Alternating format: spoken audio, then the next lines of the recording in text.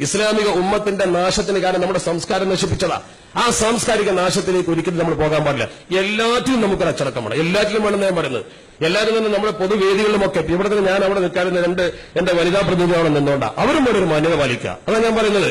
നമ്മളെ സംബന്ധിച്ചത് അതൊക്കെ ഒരു മാന്യം, എല്ലാറ്റിലും ഒരു മാന്യത പാലിക്കണം. ഞാൻ പറയുമ്പോൾ നിങ്ങൾ തെറ്റിദ്ധരിക്കരുത്. ഞാൻ സഹോദരിമാരെ തെറ്റിദ്ധരിക്കരുത്. നിങ്ങൾ ഇരിക്കേണ്ടടുത്ത് നിങ്ങൾ ഇരിക്കണം. സ്ത്രീ പുരുഷ സമത്വം എന്ന് പറഞ്ഞാൽ നിങ്ങൾ പുരുഷന്മാരെ പോലെ ആകാൻ ഒരിക്കലും ശ്രമിക്കരുത്. നമുക്കും വേണൊരു ഉറപ്പൊക്കെ എല്ലാ കാര്യത്തിലും. അത് വളരെ കൃത്യമാണ്. ഞാനത് പറയും. നിങ്ങൾ എന്ത് വിചാരിച്ചാലും ശരി, പറയാതിരിക്കാൻ നിർവാഹമില്ല. നമ്മളെ കാര്യത്തിൽ പറയണം.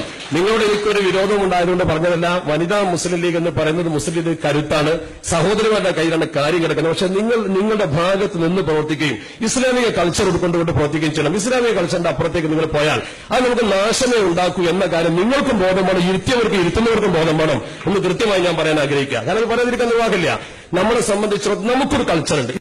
നമ്മുടെ സമൂഹത്തിൽ ഈ വിവാദങ്ങളും പ്രശ്നങ്ങളും ഒക്കെ ഉണ്ടാകുന്നത് നമ്മുടെ സമുദായത്തിന്റെ ചില പ്രവർത്തനങ്ങളെ മറ്റുള്ളവർ വിമർശിക്കാൻ അവസരം നമ്മൾ ഉണ്ടായി കൊടുക്കുന്നുണ്ടാണ്. എന്റെ സഹോദരിമാരാരെങ്കിലും വിഷമിക്കരുത്. കാരണം ഞാൻ സ്വാഭാവികമായും അത് പറയേണ്ടത് പറയാതിരിക്കാൻ നിർവാഹമില്ലാത്ത കൊണ്ടാണ്. നമുക്കൊരു കൾച്ചറുണ്ട്, അതിന്റെ അടുത്ത് നിന്നാൽ മതി. അതേസമയത്ത് അവരെ പരിഗണിക്കേണ്ടതിന് ഉത്തമമായ പരിഗണന അവർക്ക് കൊടുക്കുകയും അവരെ ശരിക്കും മാനിക്കുകയും ചെയ്യണമെന്ന കാര്യത്തിൽ ഒരു തർക്കവും നമുക്കില്ല. അള്ളാഹു നല്ല നിലയിൽ കാര്യങ്ങളൊക്കെ ചെയ്യാനും മാതൃകാപരമായി മുന്നോട്ട് പോകാനും നമുക്ക് തൗഫീഖ് നൽകുമാറാവട്ടെ.